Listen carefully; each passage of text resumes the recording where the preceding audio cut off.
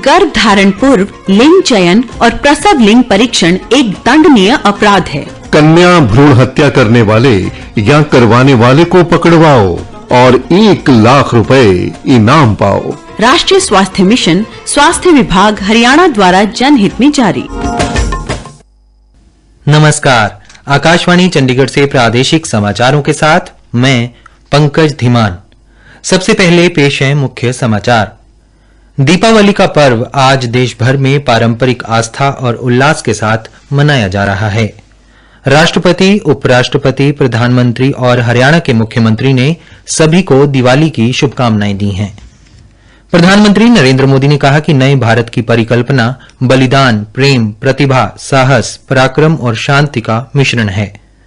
प्रधानमंत्री ने आज करगिल में रक्षा कर्मियों के साथ दीपावली का पर्व मनाया और हरियाणा पुत्र अमन सहरावत ने विश्व कुश्ती प्रतियोगिता में स्वर्ण पदक जीतकर इतिहास रचा।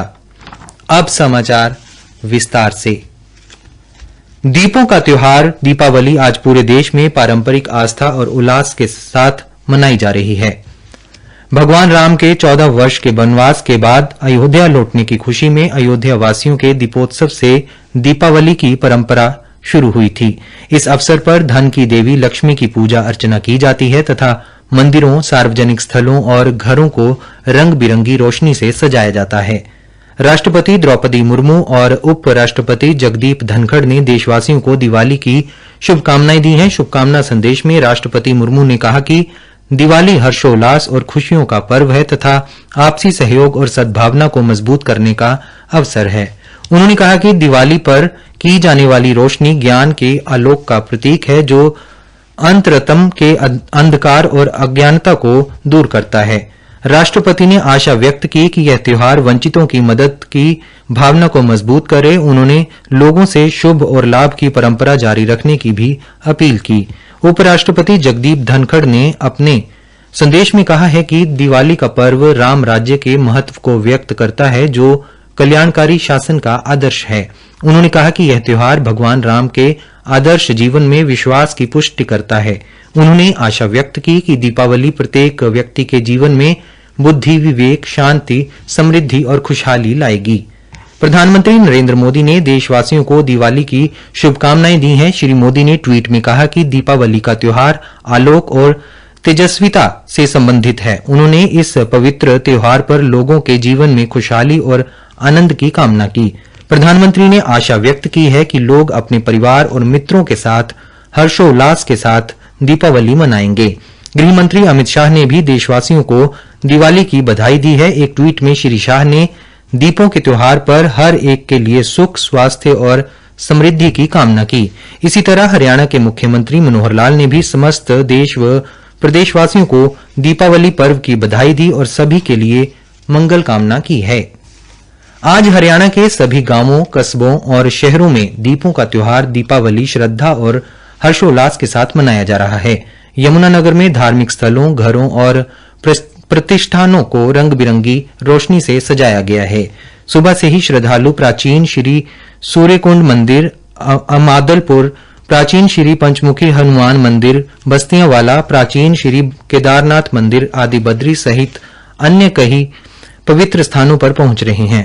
यमुनानगर, जगाधरी आदि बाजारों में खरीदारी करने वालों की भीड़ लगी हुई है। हरियाणा के शिक्षा मंत्री चौधरी कंवरपाल गुर्जर, नगर निगम के मेयर मदन चौहान, यमुनानगर के विधायक घनश्याम दास अरोड़ा, आयुक्त राहुल हुड्डा व पुलिस अधीक्षक मोहित हांडा ने लोगों को दीपावली की शुभकामनाएं दी हैं।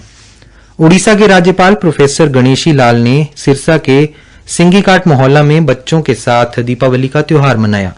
राज्यपाल ने स्थानीय लोगों को दीपावली पर्व की शुभकामनाएं दी। राज्यपाल ने कहा कि हमारे सभी त्योहार हमें आपसी प्रेम व सद्भाव के साथ जीवन जीने की प्रेरणा देते हैं।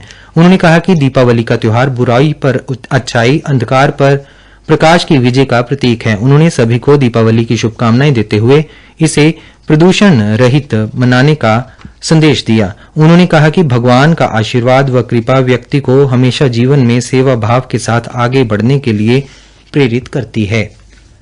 प्रादेशिक समाचार आकाशवाणी चंडीगढ़ से प्रसारित किए जा रहे हैं। प्रधानमंत्री नरेंद्र मोदी ने कहा है कि नए भारत की परिकल्पना केवल देश के लिए ही नहीं है, बल्कि यह बलिदान, प्रेम, संवेदना, प्रतिभा, साहस, पराक्रम और शांति का मिश्रण है। करगिल में सशस्त्र बलों के साथ बातचीत करते हुए श्री मोदी ने कहा कि विश्व भर में कई सभ्यताएं विकसित हुई हैं और उनका अंत भी हुआ है, लेकिन भारतीय सभ्यता हर संभव चुनौतियों के बाद हमेशा पुनर्जीवित हुई है।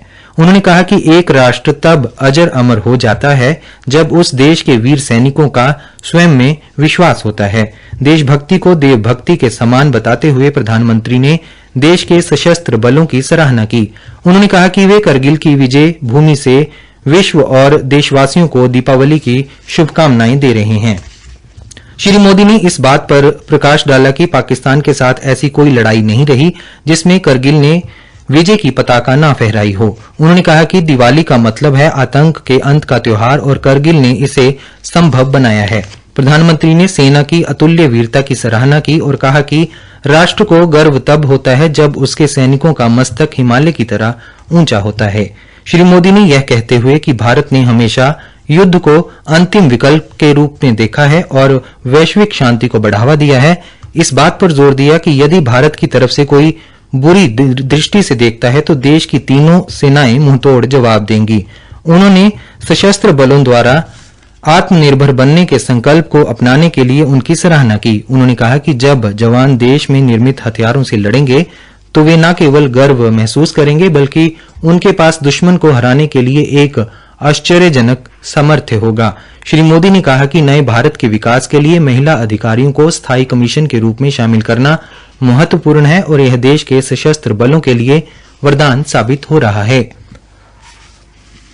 भारत तिब्बत सीमा पुलिस बल आईटीबीपी के प्राथमिक प्रशिक्षण केंद्र भानु ने भारत तिब्बत सीमा पुलिस बल का 61वां स्थापना दिवस बड़े हर्षोल्लास के साथ मनाया गया। महानिरीक्षक प्राथमिक प्रशिक्षण केंद्र ईश्वर सिंह दुहन इस समारोह में मुख्य अतिथि थे। इस अवसर पर उप महानिरीक्षक NITS RDR अश्विनी कुमार डोगरा, सेनानी विक्रांत थपलियाल और प्राथमिक केंद्र के अन्य पदाधिकारी उपस्थित थे। इस मौके पर मुख्य अतिथि द्वारा परेड की सलामी ली गई। मुख्य अतिथि ने अपने भाषण में बताया कि भारत तिब्बत सीमा पुलिस बल की स्थापना के पीछे का इतिहास है कि इस बल की स्थापना 24 अक्टूबर 1962 में भारत चीन सीमा की सुरक्षा के लिए की गई थी।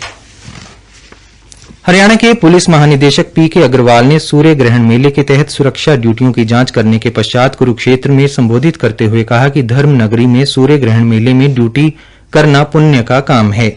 उन्होंने सभी से आह्वान किया कि वे अपने कर्तव्य का निर्वहन करके पुण्य के भागीदार बने। उन्होंने कहा कि पुलिस मार्गदर्शन का कार्य करती है, इसलिए मेले के दौरान जिला में आने वाले पर्यटकों से अच्छा व्यवहार करें तथा पुलिस विभाग की छवि को और बेहतर बनाने का प्रयास करें। स्पेन के पोंटेवेड्रा में अंडर 23 विश्व कुश्ती प्रतियोगिता में अमन सहरावत ने इतिहास रचते हुए स्वर्ण पदक जीतने वाले पहले भारतीय पहलवान बन गए हैं। 16 साल के अमन सहरावत ने तुर्की के जूनियर रजत पदक विजेता अहमद दुमन को स्वर्ण पदक जीतने के लिए फाइनल में 12-4 से हराया। ओलंपिक विजेता बजरंग पूनिया और रवि कुमार दहिया ने पिछली प्रतियोगिताओं में अपने अपने वर्गों के फाइनल में जगह बनाई थी, परंतु वे केवल रजत पदक ही जीत पाए थे। मुख्य समाचार एक बार फिर। दीपावली का पर्व आज देश भर में पारंपरिक आस्था और उल्लास के साथ मनाया जा रहा है। राष्ट्रपति, उपराष्ट्रपति, प्रधानमंत्री और हरियाणा के मुख्यमंत्री ने सभी को दिवाली की शुभकामनाएं दी हैं। प्रधानमंत्री नरेंद्र मोदी ने कहा कि नए भारत की परिकल्पना बलिदान, प्रेम, प्रतिभा, साहस, पराक्रम और शांति का मिश्रण है। प्रधानमंत्री ने आज करगिल में रक्षा कर्मियों के साथ दिवाली का पर्व मनाया और हरियाणा पुत्र अमन सहरावत ने विश्व कुश्ती प्रतियोगिता में स्वर्ण पदक जीतकर इतिहास रचा। प्रादेशिक समाचार समाप्त हुए। अरे वाह, पुराना सोना कितना शुद्ध होता था ना दादी। सोना आज भी शुद्ध है, उस पर अगर हॉलमार्क अंकित है। आप भी ध्यान रखें, सोना हमेशा BIS प्रमाणित ज्वेलर से ही लें। बिल अवश्य लें और जांच लें कि बिल पर अंकित और आभूषण पर अंकित शुद्धता समान है। अधिक जानकारी के लिए लॉग ऑन करें BIS.gov.in पर।